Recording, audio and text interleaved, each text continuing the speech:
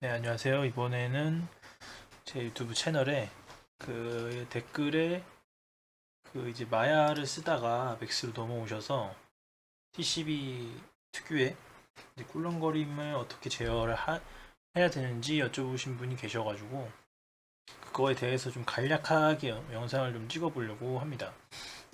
일단은 기본적으로 마야에서는 이런 바이패드 움직임과 다르게 오일러 형식으로 그래프가 형성이 되다 보니까 예를 들어서 지금 제 키를 포즈는 안 집어두고 컷만 잡아놨는데 포지션만 이런 식으로 지금 보시면은 6프레임과 13프레임이 키가 같은 키인데 이런 식으로 키와 키 사이에 텐션 값이 들어가서 자연스럽게 좀 움직이게 되죠. 근데 이제 마야에서는 같은 키에 놓여지면은 그래프가 이제 직선적으로 움직이기 때문에 이런 식으로 움직이지가 않는데 그래서 이제 마야에서는 그래프 수정도 훨씬 수월하게 할 수 있기 때문에 이렇게 같은 키를 심어둬도 조금 이 꿀렁거림을 제어하기가 굉장히 쉽죠.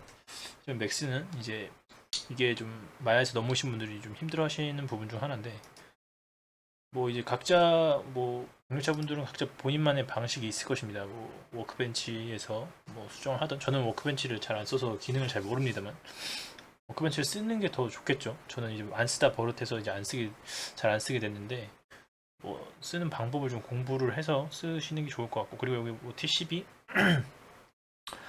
여기서도 어느 정도 그래도 이제 그래프가 어느 정도 형성이 되죠. 이런 식으로 움직인다. 촘촘한 거는 여기 이 부분 어떤 키에서 키를 넘어갈 때 좀 촘촘해지고 키가 그 이제 스페이싱이 촘촘해지고 느려진다는 거겠죠. 점점. 그리고 예를 들어서 뭐 이런 수치값을 조절하면은 어느 정도 조절할 수 있는데 디테일하지는 않죠. 그렇기 때문에 이러한 부가적인 기능을 하기 전에 키로서 어떻게 제어를 좀 하는 방법이 좋은지에 대한 설명을 좀 드려보도록 하겠습니다. 이런 기능, 이런 워크벤치나 뭐 TCB 이런 기능도 어느 정도 손키로 제어를 해놓고 거기서 이제 부가적으로 조금 효과를 건드리는 거기 때문에 여기서 아예 안 나왔는데 이런 걸 건드리면서 한다는 거는 조금 맞지 않는다고 저는 생각을 합니다. 그렇기 때문에 어, 일단은 바로 이제 설명을 들어가 보자면은 일단은 이러한 점프가 그냥 있다고 쳤을 때 타이밍이나 이런 걸 좀 신경 쓰지 마시고 이러한 이제 꿀렁거림을 잡아야 될 때 기본적으로 이 텐션 값이 어떻게 형성이 되는지에 대한 개념을 이해를 하고 있어야 됩니다. 예를 들면은 이제 여기서 여기로 가고 예를 들어서 공이 점프를 해서 가고 싶다고 했을 때 이제 키가 이렇게 4개가 찍혀 있다고 했을 때 그래프 형성이 어떻게 되냐면 물론 공은 오일러 형식이라서 그렇게 안 움직이지만 바이패드라고 가정을 했을 때 이제 키가 시간이 흐르면 여기로 가겠죠. 그리고 여기서 이렇게 이어지는 것이 아니라 이 여기 키와 여기 키를 프로그램에서 어느 정도 이제 계산을 해가지고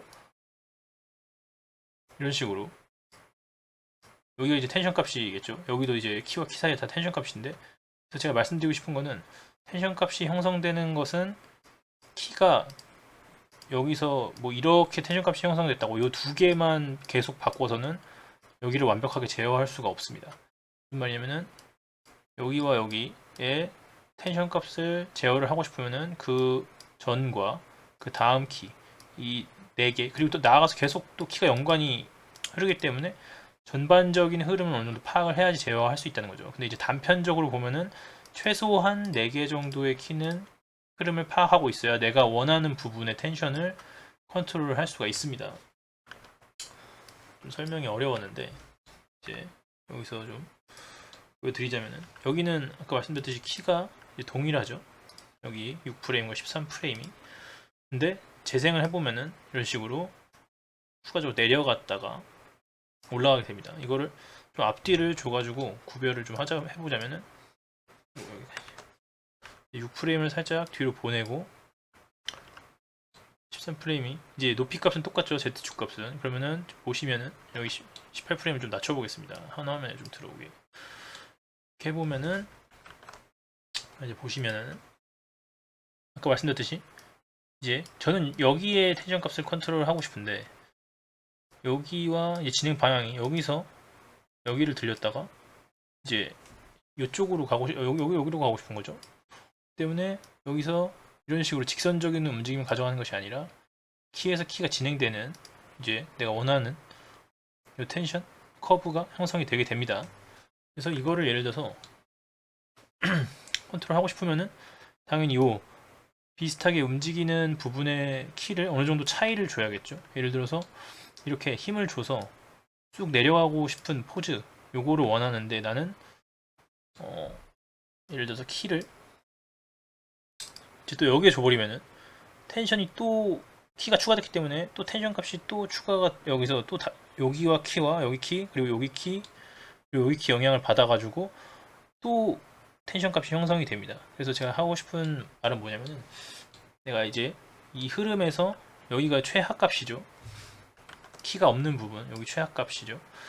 최하값을 표현하기 위해서는 그 부분에 키를 주는 것이 아니라 그 텐션을 먹일 부분을 어느 정도 내가 이 부분에 내려가고 싶다면은 이 두 개 그리고 나아가서 네 개의 키를 컨트롤을 해서 최저값을 찾아야 됩니다. 예를 들어서 더 내려가고 싶다 해서 여기서 생각보다 더 내려버리면은 텐션 값도 같이 내려오죠. 이런 식으로. 그렇기 때문에 키 포즈를 잡을 때 기본적으로 내려가는 거나 뭐 높이 올라가는 거나 어떤 흐름 동선상에서 최대값이 되는 부분이 있겠죠. 좌우나 상하나 그런 부분에 있어서 처음에 키 포즈를 잡을 때는 제일 아래로 이렇게 내리겠지만은 나중에 이러한 비슷한 키 흐를 때 여기서 디테일을 팔 때 동선을 이런 식으로 차이를 여기 그리고 나아가서는 여기까지 조절을 해주면서 여기서 이 텐션 값을 만들어주는 거죠. 이렇게 그래서 제가 말씀드렸던 이 텐션 값이 어떻게 형성되는지를 알아야지 이 4개의 키를 건드리면서 이런 제일 아랫부분 동선상에서 제일 아래로 내려간 부분 이 부분을 컨트롤을 할 수가 있습니다. 좀 설명이 계속 좀 어렵게 제가 설명을 좀 하는 것 같은데 그래서 여기서 내가 이 제일 내려간 부분을 잡고 싶다고 해서 키를 계속 그냥 추가를 해버리면은 이 텐션을 컨트롤하기가 굉장히 힘들어진다는 거죠. 그러다 보면은 여기가 약간 직선적으로 나오니까 또 키를 받게 되고 그러면 또 텐션 값이 이상해져서 또 키를 받게 되고 또 키를 받게 되고 이런 식으로 계속 프레임마다 키를 받게 되죠. 이런 부분 내가 표현하고 싶은 부분이 잘 안 되기 때문에 그래서 이 흐름 트레저터리를 키지 않고서도 어느 정도 볼 수 있어야 됩니다. 이 흐름을 본인이 제어를 하려면 그래서 예를 들어서 내가 여기 내려갈 때 최하값을 표현하고 싶은데 방법도 또 여러 가지가 있겠죠. 처음에 빨리 내려가서 이 두 개 비슷한 키의 부분이 여기가 더 내려가 있을 수도 있겠죠. 처음에 빨리 내려가서 그 다음에 키가 여기 있다면은 비슷한 키가 먹겠죠. 근데 키 포즈는 이제 위치가 다른 거죠. 한번 해보겠습니다. 처음에 더 많이 내려가고 그 다음에 좀 올라가고 이런 식으로 그러면은 보시면은 이 동선상에서 최하값은 여기인데 내가 원하는 뭐 여기를 이제 이쯤으로 내리겠다 해서 키를 여기다 박는 것이 아니라 이 텐션 값을 예상을 해서 4개의 키를 최소한 4개의 키를 컨트롤 할 수 있어야 된다는 것이겠죠. 나와서 점프를 했을 때 보시면은 여기 키가 나 여기 복사를 해서 똑같이 해둔다 치면은 또 마찬가지로 키가 여기 그리고 여기 2개 그리고 여기에 존재하다 보니까 키가 똑같은 위치에 완전 겹쳐 있으니까 텐션 값이 먹을 공간이 없죠. 이렇게 돼 있어야지 이렇게 갈 텐데 그렇기 때문에 이런 식으로 텐션 값이 먹어서 떨어지는 것입니다. 그래서 이것도 컨트롤을 해보자면은 채공을 먹는 부분에서 이 18프레임이 더 이제 뒤에 있겠죠. 동선상에서 그리고 10프레임 더 앞에 있겠고 이렇게 했을 때도 여기 그래프가 좀 이쁘게 나오지 않는 현상을 볼 수가 있습니다. 그래서 예를 들어서 얘를 더 앞에 보내주면서 아니면 얘를 더 낮춰주면서 채공이 먹으면서 높낮이가 다를 수 있기 때문에 아니면은 얘가 여기 좀 내려오고 얘를 더 올리고 이런 식으로 그래프가 텐션 값이 어떻게 형성이 되는지 프로그램의 좀 그 특성을 좀 파악을 해야 된다는 것이겠죠. 그러면 마찬가지로 마지막 반동도 나는 내려가고 싶다고 해서 이제 좀 설명을 해보자면은 이제 그 애니메이션 12원칙 중에 뭐 아크라는 게 있죠. 직선적으로 반동을 넣을 때도 그래프가 이렇게 직선적으로 형성되는 것이 아니라 이런 식으로 좀 곡선을 통해서 일어난다거나 반동이 들어갈 때 이런 식으로 직선적인 움직임이 아니라 이런 식으로 곡선의 움직임이 나와야지 좀 애니메이션이 이쁘게 나오는데, 이제 이런 거를 표현하기 위해서 이제 키포즈를 이렇게 박아서 이렇게 표현하면은 여기와 여기 텐션 값이 프로그램이 계산을 해서 좀 이상하게 움직이기 때문에 여기다 키를 박는 것이 아니라, 처음에는 메인 키포즈를 팔 때는 처음에는 키포즈 여기다 박아야겠죠. 그 다음에 여기 두 개를 이제 그 채공이나 이런 포즈 변화가 많이 일어나지 않는 부분에 대한 텐션 값이 들어가는 부분에 대한 표현을 위해서 키를 여기를 받고 이 키를 지워주면은 이런 식으로 이제 자연스럽게 TCB 이제 그런 그래프들이 형성이 되겠죠. 그래서 이제 중요한 거는 처음 메인 키포즈를 팔 때부터 이렇게 이걸 생각해서 파버리면은 초보자분들은 굉장히 생각이 많아지고, 그리고 포즈에 집중하는 것이 아니라 이 뭔가 흐름, 이 그래프 트레젝터리에만 집중을 해서 애니메이션을 제작하기 때문에 포즈의 퀄리티가 굉장히 낮아질 수가 있습니다.